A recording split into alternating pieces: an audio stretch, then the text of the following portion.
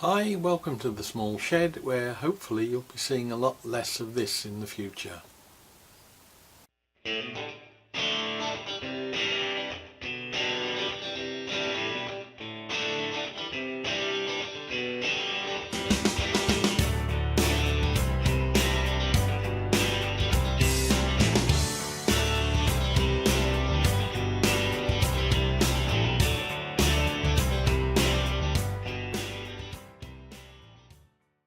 Now, as I've mentioned on several occasions previously, and as I'm sure you've noticed, the problems I was having earlier with sound and vision getting out of sync have finally been tracked down, and hopefully I'll solve that problem now, admittedly at the expense of buying a new camera, and that has its own spin-off problems.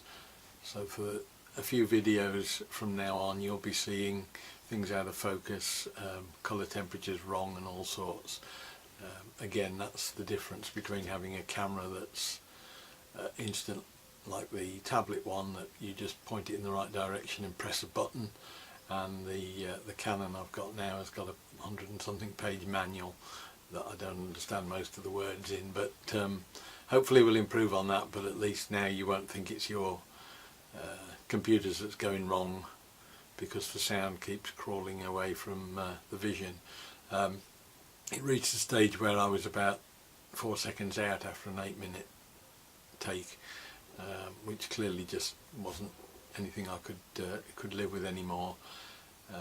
So apologies for all that mess, and you'll still find the odd things in the future which have either got sound creeping away from vision, or, as I say, out of focus, or colour temperature wrong.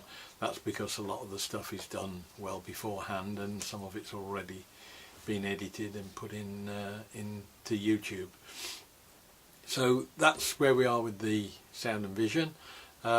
This Saturday I'm just dealing with yet another railway type item. I went down last week to Bristol O-Gauge Group, who met on a Sunday. They have a trade show down in Bristol, just to give an idea of the sort of size that you get for these, what are effectively specialist scales of modelling. It's not something that's normal, it's relatively few and far between, but it just gives an idea of what's going on under the surface.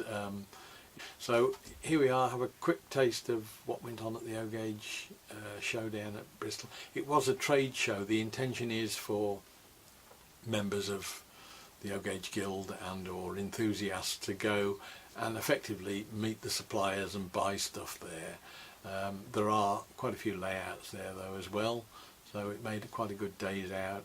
I was down that way anyway, so it didn't take me long to get there, and this is what happened.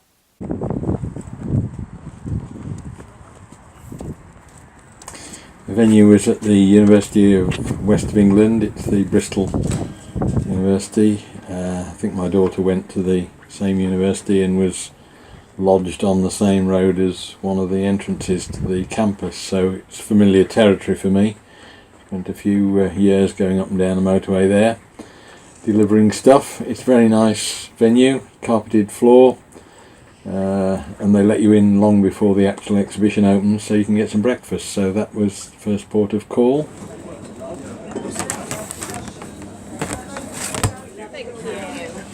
Have a bacon, please. Say latte. Might ring on that. I would. There's another one next to it there. Yeah, okay.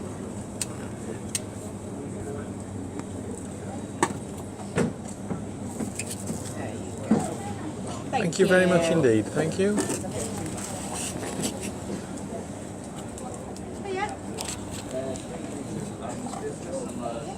Now I normally get there relatively early, about 9 o'clock. That way I can actually get to park right outside, which is convenient. But as the hour up to the opening moves on, it starts to fill up. You will notice it's predominantly bald, white-haired old men like me, but there is a changing demographic now. But then at 9 o'clock they just open up all the screens and people can just wander straight in. which is, as I say, remarkably civilised. These things are normally queuing out in the rain. And then you can go in, there's a bring and buy stand, and you start to find all the various stands with traders selling anything from new locomotives from anything up to £2,000 or £3,000 down to second-hand goods on stalls that you can find the odd bargain in there as well. So it's ideal for anybody, particularly if you're looking for specialist bits like wheels or anything like that.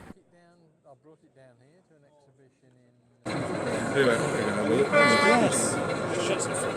So what will happen I'll send an email Monday or Tuesday. Will that come- I want to order my two. will that come direct? Yes, it'll ship direct. Oh, sorry, I just I want think to I've still know. got your address. But if you need it, ask. You probably have. Yeah, I think I have. Freighters, they're not model makers, they're model engineers. It could almost be jewellers, some of the delicacy of the work, but these are really high-end stuff that is custom built and costs more than a family car probably to buy. Recent upsurge in the amount of laser cut plywood and for models of buildings and things like that.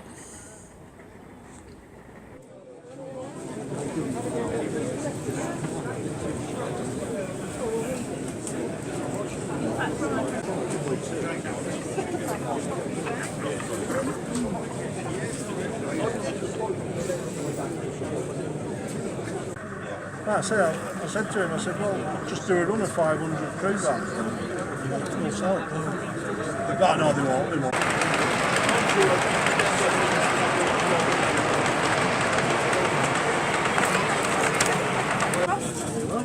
And with those you can create the full range of colours that Rust produces.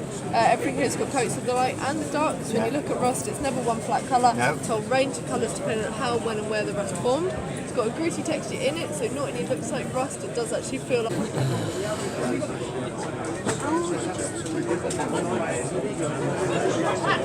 Oh, I see.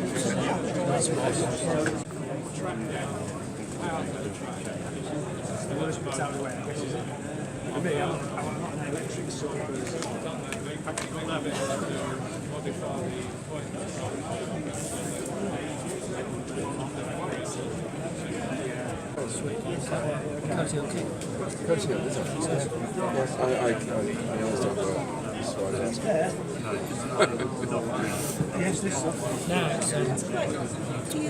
supposed to be Coates Key in the 1880s. All the cars being run out.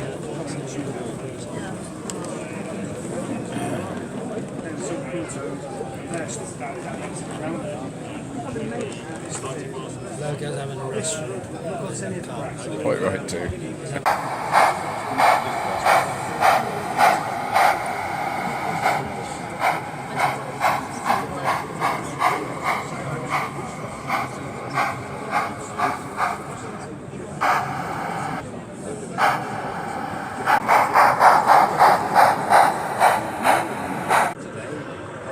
We got here at a sensible time. I got two trucks and ended up parking in the overflow on the other side. Oh, right.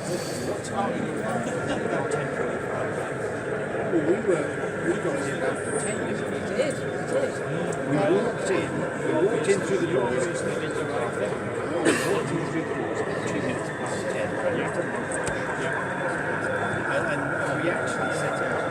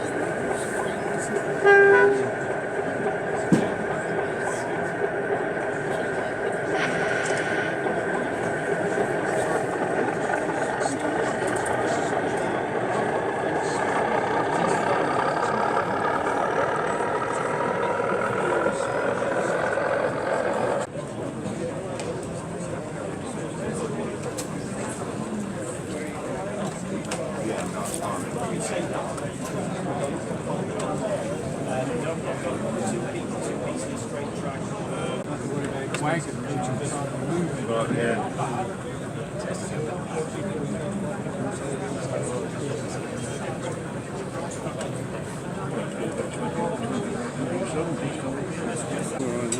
Can't stop, I've got to go back.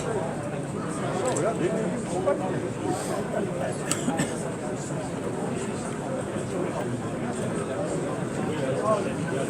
I was hoping they'd put the vans out front.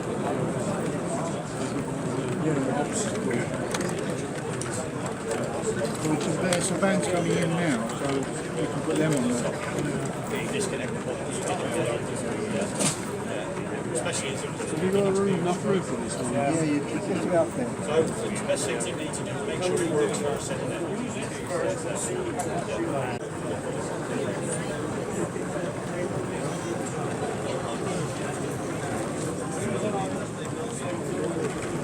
What we might have to do is clear some of those colourways as well, if we ever get into that side there.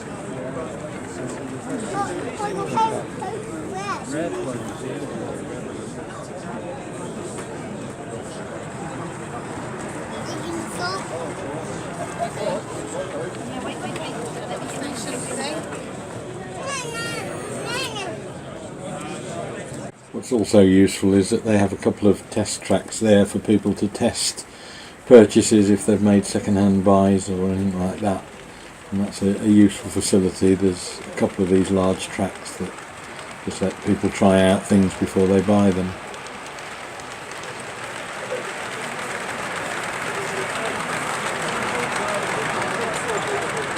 Well, I hope that was of interest. It's trains again, I'm afraid. That has in itself led me to another thought process. There's quite a few things since the shed has been finished, although I'm still doing woodworking and projects for the shed, I am getting back towards now doing some of the old railway stuff that I've been doing for 7 or 8 years before I even started on building the shed. And some of it is quite heavy going because it's fairly obscure, and I don't really want to start cluttering up the main YouTube channels with nerdy sort of railway bits and pieces. So what I'm thinking of doing is actually starting a different day and doing some railway stuff that will be a bit more hit and miss. It won't be every week, but it'll concentrate a bit more in depth on builds in O-gauge, and if that's not to everybody's taste, well, that's fine. They can just quietly ignore it then, and it won't come up every week on a feed on a Saturday or a Friday. I want to try and keep the main shed project type videos coming out on a Friday and random bits and pieces coming out on a Saturday, but I don't want the randomness to become railways all the while. So hopefully you won't have to suffer too much more railway stuff. I'll put the odd thing in here and there, but try and keep it a bit more mixed. So if you like the video, please press like, subscribe and all the usual bits and pieces. I look forward to seeing you next week when we'll do something different, I hope. Bye.